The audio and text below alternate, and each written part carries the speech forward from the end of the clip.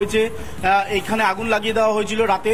স্বাভাবিকভাবে একদিকে দলীয় পতাকা পুড়েছে এবং অন্যান্য যে সমস্ত সামগ্রী ছিল সেই সমস্ত সামগ্রী কার্যত পুড়ে ছাই হয়ে গিয়েছে।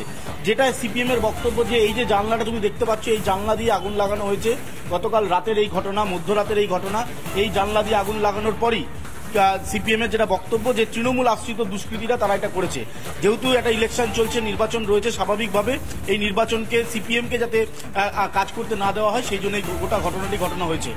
এই মুহূর্তে আমার সাথে রয়েছেন সিপিএম এর কার্যকর্তারা, যারা এখানকার কথা বলবো তাদের সাথে এবং এই তাদের কাছ থেকে একটা হিন্ট নিয়ে নেব যে গতকাল রাতে এই যে ঘটনা ঘটলো, কারা ঘটালো, কি হিন্ট দেবেন? এটা সম্পূর্ণ তৃণমূলের আশ্রিত দুষ্কৃত সমাজ বিরোধীরা। তৃণমূল নেতৃত্বে প্রশ্রয় এই ঘটনা ঘটিয়েছে।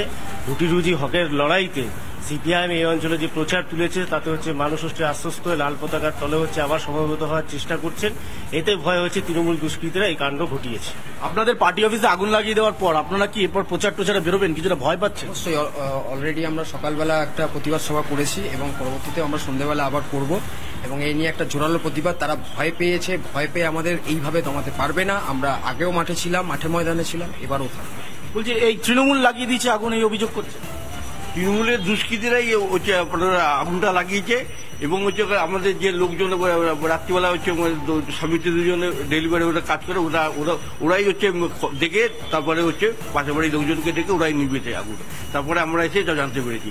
ভয় পাওয়ার আমাদেরকে আমি আরো একবার একটু ছবিটা দেখাবো। তুমি দেখতে পাচ্ছ যে এখানে যে দলীয় পতাকা ছিল এবং এই যে ছবি ছিল সেই সমস্তটাই কার্যত আগুনে ভস্মীভূত হয়ে গিয়েছে। সেই তুমি ছবি দেখছো এই মুহূর্তে, সেই ছবি। স্বাভাবিকভাবে এই যে দলীয় পতাকা এগুলো পুড়িয়ে দেওয়া হয়েছে। সিপিএম এর যেটা বক্তব্য যে এখানে তৃণমূল কংগ্রেস তারা নিজের পায়ের তলার মাটি কার্যত হালকা হয়ে যাচ্ছে। এই অঞ্চলের মানুষ তারা সিপিএম কেই আগামী দিনে